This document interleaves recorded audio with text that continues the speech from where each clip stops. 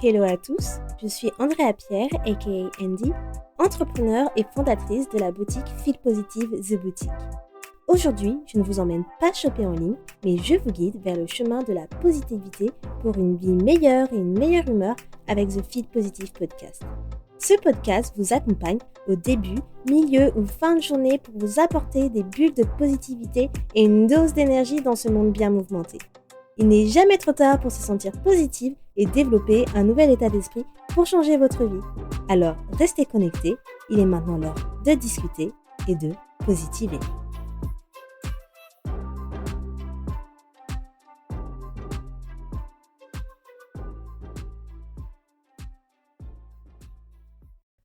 Hello les amours, j'espère que vous avez passé un super bon week-end. On est en plein milieu du mois d'automne. Je ne sais pas pour vous comment ça se passe de votre côté. Moi, je ne suis pas trop fan du mois d'automne. Ouais, je trouve que c'est un peu une saison dépressive en fait. C'est pas trop mon mood, le mood automnal. J'aime bien les couleurs et tout, des feuilles, tout ça, machin, mais en fait, c'est pas trop, ouais, c'est pas trop ma vibe du tout. Bon, en tout cas, j'espère que vous vous portez bien. Aujourd'hui, on se retrouve pour l'épisode 89 de Feel Positive. Encore une fois, bienvenue à toutes les nouvelles personnes qui découvrent ce podcast de développement personnel et d'épanouissement personnel. Ça me fait toujours plaisir de voir des nouveaux abonnés ou des nouvelles auditrices ou auditeurs qui écoutent le podcast. Vous êtes de plus en plus nombreux, donc un grand merci à vous d'être des auditeurs, auditrices fidèles au podcast. Ça me fait vraiment plaisir et mon but, effectivement, c'est d'avoir beaucoup plus d'ampleur pour Feel Positive, que ce soit au niveau de ma boîte en général, mais également le podcast, car j'adore recevoir vos retours en DM et ça me fait toujours plaisir de voir que un épisode a changé à la perspective de vos journées ou que vous en avez appris énormément. Donc surtout, n'hésitez pas à me faire vos retours sur Instagram ou directement sur l'épisode si vous êtes sur Spotify. Donc aujourd'hui, je voulais parler d'un sujet que j'adore, qui est les styles d'attachement, mieux comprendre et améliorer nos relations. Donc en fait, ce sujet, ça ressemble un petit peu aux épisodes que j'ai fait sur les différents styles de communication ou bien les langages de l'amour. Mais j'adore ce sujet, les styles d'attachement, parce que ça va vraiment vous aider à comprendre vos relations avec les autres, mais surtout, vous allez voir comment ça peut influencer en fait votre style d'attachement, la manière dont vous vous connectez aux autres et comment vous réagissez en fait aux conflits, mais également quelle est votre capacité à vous sentir en sécurité dans vos relations. Donc si vous êtes chez vous, prenez un petit café, un petit thé, un petit matcha, mettez-vous confortablement dans votre fauteuil parce que franchement c'est un sujet que j'adore. J'avais découvert en fait les styles d'attachement en écoutant un podcast de Jay Shetty il y a 2 ans. Et je me souviens quand j'avais commencé du coup le podcast de Feel Positive, je m'étais dit aussi, ok, c'est un sujet qu'il faudrait que je parle dans mon podcast. Comme vous voyez, ça fait 2 ans que j'avais cette idée et je le fais simplement maintenant. Mais j'ai tellement d'idées à chaque fois d'épisodes de podcast que forcément, je les fais tous à des moments différents. Bref, en fait, les styles d'attachement, faut savoir que ça se forme dès l'enfance, ok? Mais la bonne nouvelle, c'est que c'est quelque chose que vous pouvez modifier, qui peut être amélioré en fait. Parce que s'il y a un style d'attachement que vous avez eu depuis l'enfance et qui ne vous convient pas ou qui ne vous convient plus, il est possible de travailler sur ce style d'attachement pour l'améliorer. Et c'est ce qu'on va voir du coup dans cet épisode, comment vous pouvez améliorer votre style d'attachement pour avoir le meilleur style d'attachement et quels sont les différents styles. Et je vais vous donner également des conseils à la fin pour évoluer vers des relations plus saines. Pour comprendre les différents styles d'attachement, il faut déjà comprendre qu'est-ce que l'attachement. Et en fait, l'attachement, c'est un lien émotionnel qu'on va développer dès l'enfance avec du coup nos figures d'attachement, hein, que ça soit nos parents ou bien nos proches, puisqu'en fait, c'est les premières personnes que on va côtoyer lors de notre enfance. Et ces premières expériences de connexion vont influencer en fait la façon dont on va s'attacher aux autres plus tard dans notre vie adulte. Que ça soit du côté amoureux, que ça soit du côté amical ou bien professionnel. Et cette théorie de l'attachement, elle a été développée par un psychologue qui s'appelle John Bowlby. Alors, je ne sais pas si je dis correctement son nom ou pas. Et c'était dans les années 50. Alors, pour vous dire, encore une fois, c'était il y a longtemps. Donc, ça date pas d'hier, les styles d'attachement non plus. Et en fait, ce John Bowlby, ce psychologue, il explique que notre style d'attachement, il va se baser sur la manière dont nos besoins émotionnels ont été ou non satisfaits dans notre enfance. Donc ça, c'est très important à prendre en considération. Et du coup, il a identifié 4 principaux styles d'attachement. L'attachement sécure, l'attachement anxieux, l'attachement évitant et l'attachement désorganisé. Du coup, je vais vous donner l'explication pour chaque style d'attachement et ses différentes caractéristiques. On va commencer par l'attachement secure. Donc, le style d'attachement secure, c'est considéré comme le plus équilibré des 4 styles et le plus sain. En fait, les personnes qui ont ce style d'attachement, elles veulent se sentir en général beaucoup plus à l'aise dans leurs relations et elles vont avoir une bonne estime d'elles-mêmes. Et aussi, c'est des personnes qui savent faire confiance aux autres sans être bah, excessivement dépendantes. Les personnes qui ont un attachement sécure ont souvent eu des parents ou une figure paternelle ou maternelle ou des tuteurs si effectivement vous avez eu des tuteurs qui ont répondu en fait de manière affectueuse et cohérente à leurs besoins émotionnels pendant l'enfance.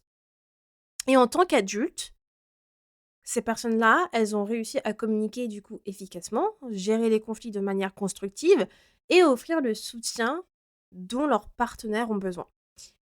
Et ça, c'est ce style-là, c'est le entre guillemets «le meilleur style d'attachement à avoir». OK? C'est l'idéal. Après, il faut savoir que, comme je disais tout à l'heure, ce n'est pas parce que vous n'avez pas ce style d'attachement-là de suite, que vous ne pouvez pas l'avoir. OK? Le but justement, c'est d'évoluer vers ce style d'attachement qui est l'idéal. Par exemple, moi, c'est quelque chose qui m'est arrivé. J'avais pas du tout ce style d'attachement et maintenant, je sais que je suis à ce style d'attachement qui est sécure. Le deuxième style d'attachement, c'est le style d'attachement anxieux. Donc les personnes avec un style d'attachement anxieux, elles ont en fait tendance à être très sensibles au rejet et c'est quoi le mot en français? Elles ont besoin d'être réassurées. Elles ont vraiment ce besoin de réassurance. Du coup, ces personnes-là, elles vont craindre que, leur partenaire les abandonne ou les rejette. Elles peuvent donc être très, très attachées, voire dépendantes du coup dans leur relation. Et là, si vous avez écouté déjà mon épisode, sur les, blessures de l'âme et la dépendance affective, vous allez penser beaucoup du coup au dépendant affectif et aussi à la blessure, pardon, de l'abandon ou bien la blessure du rejet. Et en fait, ce style d'attachement, il peut se développer lorsque un enfant, il a reçu des réponses qui sont, de ses figures paternelles, de ses parents, des réponses qui sont assez inconsistantes, c'est-à-dire qui ne donnent pas de sens et qui, du coup, qui ont confus l'enfant. Par exemple, un parent qui, parfois, était disponible, mais au final qui était distant, OK? Et du coup, c'est pas consistant, ça n'a pas de sens. Un parent qui est disponible, mais qui est distant avec son enfant. Pourquoi? Donc du coup, ce genre de comportement, c'était assez confus et c'était des inconsistances qui font que, en grandissant, cela a créé un besoin constant de validation pour compenser du coup le manque de sécurité ressenti dans l'enfance. Ensuite, on a le style d'attachement évitant, qui est le troisième. Donc les personnes avec ce style d'attachement, quant à elles, en fait, elles préfèrent l'indépendance émotionnelle et elles ont souvent du mal à s'ouvrir ou à se laisser aimer pleinement. En fait, elles peuvent sembler détachées ou avoir du mal, du coup, à exprimer leurs émotions. Et ce style d'attachement, il apparaît souvent quand un enfant a appris qu'il valait mieux ne pas dépendre des autres pour ses besoins émotionnels. Soit parce que, les parents étaient distants, soit parce qu'ils n'étaient pas disponibles émotionnellement et du coup, par conséquence, ces personnes, elles se sont protégées en évitant les relations trop intenses ou les émotions trop profondes. Et ça, c'est très fréquent. Je pense que le style d'attachement évitant, c'est un style qui est très fréquent pour la majorité des personnes. Et le dernier style, c'est le style d'attachement désorganisé.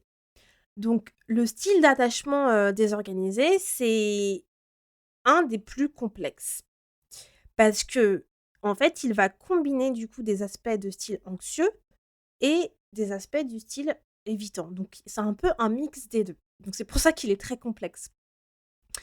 Et en fait, ces personnes peuvent avoir des comportements, du coup, qui sont contradictoires.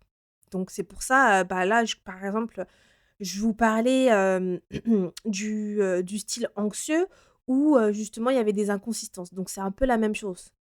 Où là, du coup, il y a des comportements contradictoires entre, du coup, les besoins qui sont de proximité et les moments de retrait. Donc c'est exactement ce qu'on avait dans le style, du coup, d'attachement anxieux où je vous ai donné l'exemple, pardon, du parent qui était disponible, mais à la fois distant. Donc c'est exactement ça quand je vous parle de besoin de proximité, mais moment de retrait.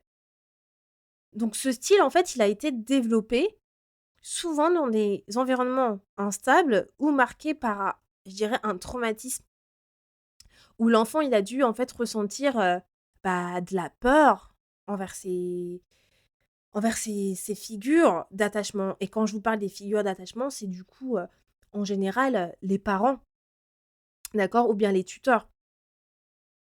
Et ce qui fait que à l'âge adulte, cela a provoqué des relations imprévisibles où la personne, elle cherche du coup la sécurité tout en ayant peur de s'engager profondément. Ce qui veut dire que la personne, elle a cette peur de s'engager profondément dans une relation, mais pourtant elle a cette envie d'être en sécurité dans cette relation. Ce qui est contradictoire. Alors maintenant, comment vous pouvez reconnaître et améliorer votre style d'attachement? Donc la première étape pour améliorer votre style d'attachement, c'est de reconnaître et de le comprendre. Donc je m'explique. Si vous vous retrouvez dans certains des comportements que je vous ai décrits, cela peut être un bon point de départ pour vous, pour mieux cerner quel est votre style d'attachement. Donc analysez bien les 4 styles. Vous pouvez même, de toute façon, regarder sur internet pour avoir plus de détails, pour savoir quel est votre style. Et je vous ai mis, aussi en ressource de l'épisode un, comment ça s'appelle? Un quiz qui va vous permettre de savoir quel est votre style d'attachement. Donc c'est un quiz du site e-clinique santé. Je vous ai parlé de ce quiz déjà, c'était pour quel épisode? Je crois que c'était pour l'anxiété sociale où je vous avais mis le même lien de ce site où, il vous disait, pour l'anxiété sociale, si vous faites preuve d'anxiété sociale ou non. Donc là, c'est le même site, mais pour les styles d'attachement et ça peut vous dire quel est votre style d'attachement. Donc là, vous allez devoir vous créer un compte à la fin. En fait, vous pouvez faire le quiz et à la fin, pour avoir les résultats, vous allez devoir mettre votre adresse email. Mais en soi, si vous ne souhaitez pas faire le quiz, vous pouvez vous aider du coup des 4 explications que je vous ai données pour chaque style d'attachement que j'ai décrit et essayer de savoir où vous vous trouvez. Donc, prenez une feuille et un stylo ou un carnet de notes et essayez de noter quel style d'attachement résonne le plus pour vous, en fait. Et en faisant ça, vous allez pouvoir savoir quel est votre style d'attachement. Et si vous voyez que vous n'avez pas un attachement secure, c'est OK. Ne paniquez pas. Comme je disais, vous pouvez très bien vous améliorer vers un attachement secure si vous n'avez pas ce style-là. Et je vais vous donner quelques pistes, du coup, quelques conseils pour évoluer vers un style d'attachement plus sécure. Mais une chose à se rappeler, s'il vous plaît, c'est que changer son style d'attachement, encore une fois, ça ne se fait pas du jour au lendemain. OK? Donc là, encore une fois, c'est du développement personnel, c'est quelque chose qui demande de la patience, qui demande un travail conscient sur soi-même. Ce genre de choses, vous allez pas le changer en une nuit. Donc soyez vraiment patient avec vous-même.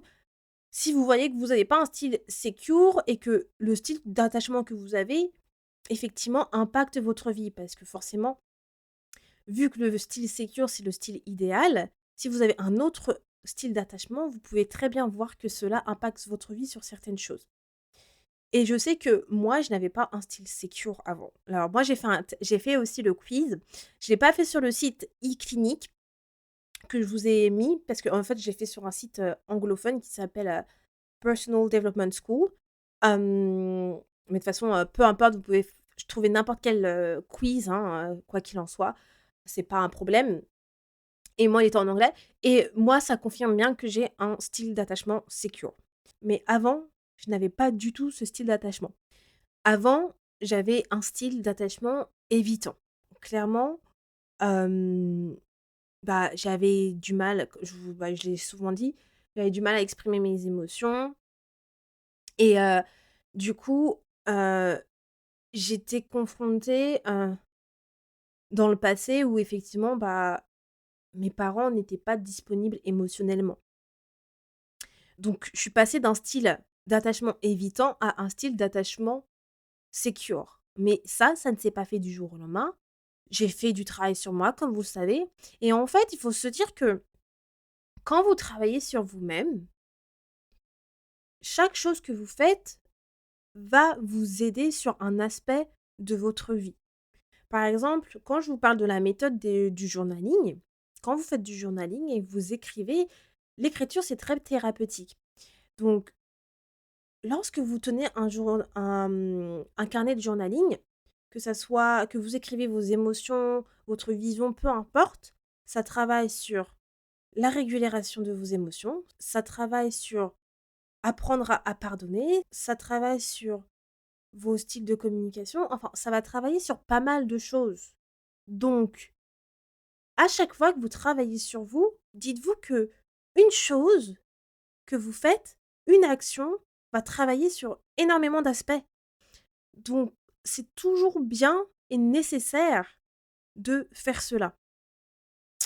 OK, du coup, je vais passer aux conseils. Donc, mon premier conseil pour évoluer vers un attachement plus sécure, c'est de travailler sur la conscience de soi.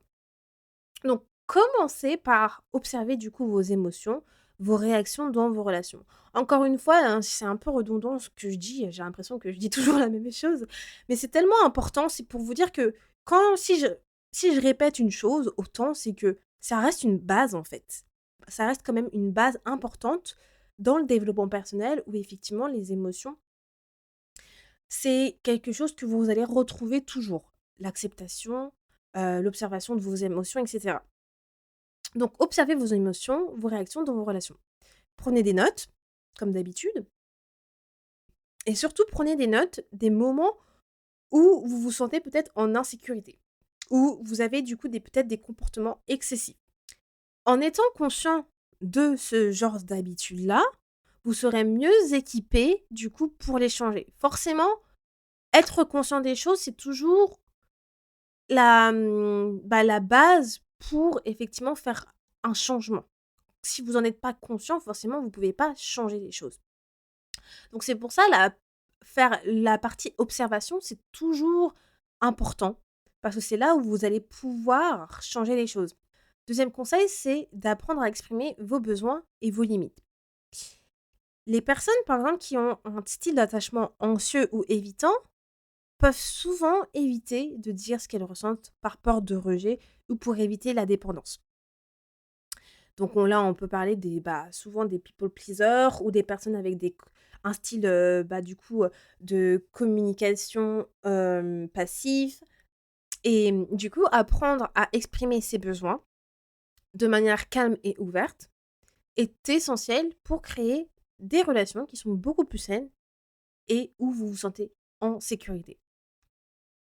Et là, j'ai un épisode sur les styles de communication où je vous conseille d'écouter parce que je vous parle justement des différents styles de communication. Ça va vraiment, je pense, résonner pour certains d'entre vous et comment vous pouvez, en fait, justement aller vers le meilleur style de communication. Si vous avez du mal un peu à verbaliser ce que vous ressentez, pensez à la méthode des petits pas. Commencez par des petits pas en disant des choses, plus simples, par exemple, je ne sais pas, si admettons, vous n'avez pas assez d'attention de votre partenaire, OK? Et que vous aimeriez passer plus de temps avec votre partenaire, mais en général, vous savez pas forcément comment le verbaliser. Bah, tout simplement dites-lui: «J'aimerais que l'on passe plus de temps ensemble» ou «J'ai besoin de plus de temps avec toi». Genre quelque chose de très simple mais efficace, en fait. Parce que vous simplement communiquez ce que vous ressentez et ce que vous souhaitez. Et en fait, avec de la pratique, ça deviendra beaucoup plus naturel pour vous et ça vous apportera beaucoup plus de confiance aussi de dire ces choses-là. Mon troisième point pour vous, c'est de cultiver l'estime de soi. Donc l'estime de soi, c'est un des piliers pour se sentir en sécurité dans vos relations. Parce que en prenant le temps de reconnaître vos réussites, vos qualités, votre valeur, surtout la valeur, je dirais, vous n'avez pas besoin de l'approbation des autres. Donc si vous vous sentez bien avec vous-même, confiant ou confiante avec vous-même, vous serez moins enclin à dépendre de l'approbation des autres. Et ça, c'est important. Et, et quelque chose qui m'aide beaucoup, moi, bah, encore une fois, je vais le répéter, mais ça ne fonctionne pas pour tout le monde, mais ça fonctionne pour moi. Les affirmations positives, moi, c'est vraiment quelque chose qui fonctionne très, très bien pour moi. Peut-être pas pour vous, mais si vous avez écouté mon épisode d'avant, où je parle justement du syndrome de l'imposteur, où je vous dis que l'inconscient, il a besoin de répétition pour se créer l'habitude et que même si consciemment parlant, vous pensez que ça ne fonctionne pas, votre inconscient, il travaille quand même en background. Donc moi, je sais que les affirmations positives, c'est quelque chose qui m'aide beaucoup et la gratitude également. Tous les jours, mais tous les jours, faites-vous une liste de 3 qualités que vous appréciez en vous, par exemple. Tous les jours, faites-vous une liste de 3 choses sur lesquelles que vous êtes, reconnaissant. Et ça va renforcer progressivement votre estime personnelle et ça vous aidera beaucoup mieux à gérer vos relations. Tous les jours, je me réveille en gratitude, je dors en gratitude. Les affirmations positives, je m'en fais le matin. En fait, je m'en fais même en milieu de la journée. Et je ne sais pas si vous me suivez sur Instagram, mais une fois, j'avais montré aussi en story que j'ai des alarmes dans mon téléphone où en fait, où c'est mes alarmes où en fait, je me fais simplement des petites pauses de 15 minutes et en fait, chaque alarme, c'est des affirmations positives, des mantras d'affirmations positives pour me rappeler de me dire ces affirmations aussi avant d'aller en pause. Et c'est des petites habitudes simples, mais tellement efficaces et qui font la différence en fait. Et ça fait aussi vraiment la différence pour l'estime personnelle. Et mon dernier conseil pour vous, ça va être du coup de parler à quelqu'un, que ça soit un professionnel ou bien quelqu'un de confiance, un ami, votre, meilleur ami ou quelqu'un de votre famille avec qui vous avez confiance et qui peut vous conseiller. Parce que travailler sur son style d'attachement, ça peut soulever vraiment des émotions profondes et des blessures d'enfance. Donc c'est pour ça que travailler avec, bah, je ne sais pas, un thérapeute ou une coach spécialisée pour vous accompagner à faire ce cheminement peut être efficace. Mais si vous ne souhaitez pas un soutien professionnel, vous pouvez très bien parler à quelqu'un de votre entourage et rien que ça peut faire aussi une grande différence. Certes, tout le monde n'a pas un soutien moral sur qui s'appuyer et c'est pour ça que, bah, vous avez des professionnels pour cela. Mais si vous avez, bah, un meilleur ami, une meilleure amie ou quelqu'un en qui vous avez confiance, où vous pouvez, parler de ce type de sujet-là, où vous pouvez explorer vos blessures émotionnelles et vraiment parler, bah, profondément de certaines choses de votre enfance, bah, faites-le, faites-le et franchement, je vous assure que ça fait du bien et et je vous dis ça parce que, avec une amie récemment, bah, on se parle tout le temps en mémo, genre, quand je vous dis, tout le temps, c'est genre tous les jours en mémo et c'est pas des mémos de 2 minutes, c'est des mémos genre de 8 minutes, tout ça, on se fait des mémos de au moins 6 mémos de 8 minutes à la fin. C'est un podcast, le truc, pour vous dire. Et on n'a pas parlé des styles émotionnels, des styles d'attachement ou quoi que ce soit, mais simplement pour vous dire que dernièrement, on avait, je sais pas comment on est arrivé à ce sujet, mais on est arrivé à ce sujet de parler de notre enfance où je lui parlais de beaucoup de choses de mon enfance. Et c'est pas parler de mon enfance, c'est pas quelque chose que je fais en général. Parce que mes derniers amis, c'est pas des amis d'enfance que j'ai, c'est des amis, à partir du lycée ou de mon master. Donc, c'est pas des personnes qui me connaissent depuis l'enfance et qui savent ce qui s'est passé entièrement dans ma vie, quand mes parents ont divorcé ou quoi que ce soit. Et forcément, avec mes amis, sachant qu'on s'est connus, bah, en tant dans la vie adulte, c'est pas des choses qu'on va aborder comme ça du jour au lendemain.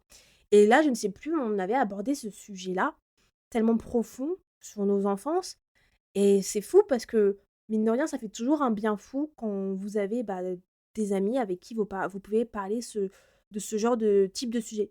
Et en fait, ce que ça fait, c'est que ça a quand même un pouvoir tellement libérateur de parler de ça, que je vous assure que vous pensez que peut-être que oui, bah, ouais, ça va m'aider à aller à un style, plus sécure. Bah, ça va vous aider à aller, pardon, dans un style, d'attachement plus sécure dans le sens où d'une, vous vous libérez de quand même quelque chose, vous vous confiez à une personne de confiance et si vous vous confiez à la bonne personne qui, hem, fait preuve d'intelligence émotionnelle déjà et qui une personne aussi qui a déjà fait un grand travail sur elle-même et qui peut très bien vous conseiller, je vous assure que ça fait la différence. Et c'est pour ça que c'est toujours très important de bien s'entourer, parce que quand vous avez un bon cercle d'amis, des personnes bienveillantes, positives, qui vous apportent des bons conseils, vous ne pouvez faire que évoluer et vous ne pouvez pas être tiré par le bas. Voilà, voilà les amis, j'en ai fini pour, les styles d'attachement et c'est important de comprendre les styles d'attachement parce que c'est vraiment une étape puissante. Je dirais pour améliorer, bah, vos relations et votre bien-être émotionnel, même si nos expériences, de vie, nos premières expériences de vie quand on était enfance influencent nos comportements, il est tout à fait possible de se libérer donc de ces schémas qui nous conviennent plus en fait et d'avancer du coup vers des relations qui sont plus équilibrées et plus satisfaisantes pour nous. Et ce processus-là, c'est un voyage. Et chaque petite étape que vous faites, c'est vraiment un pas vers un attachement qui est beaucoup plus sain et vers une meilleure connexion avec vous-même, mais aussi avec les autres. Donc, surtout, faites en sorte de travailler sur votre style d'attachement pour en fait euh, aller vers un style d'attachement beaucoup plus sain. N'hésitez pas à faire aussi le quiz que j'ai mis dans la ressource de l'épisode, car ça peut bah, vous aider à trouver votre style d'attachement beaucoup plus rapidement si vous le souhaitez. Voilà, voilà les amours, j'en ai fini pour cet épisode. J'espère que comme d'habitude, ces conseils vous inspireront à bah, explorer et à mieux comprendre votre propre style d'attachement. Et surtout, n'hésitez pas à le partager ou bien à me taguer sur Instagram si vous écoutez cet épisode ou bien un autre épisode de Feel Positive. Comme d'habitude, ça me fait très plaisir. Et moi, je vous dis à lundi prochain pour un nouvel épisode de Feel Positive. Bonne semaine. Ciao! Merci beaucoup de ton écoute et d'être resté avec moi jusqu'au bout. Si à la fin de cet épisode tu sens ton humeur changer et tu te sens un peu plus boosté, n'hésite pas à me laisser un avis ou une note sur ta plateforme d'écoute préférée, ça me fera toujours plaisir et j'apprécierai de les lire dans le prochain épisode. À bientôt, positivement, Andy.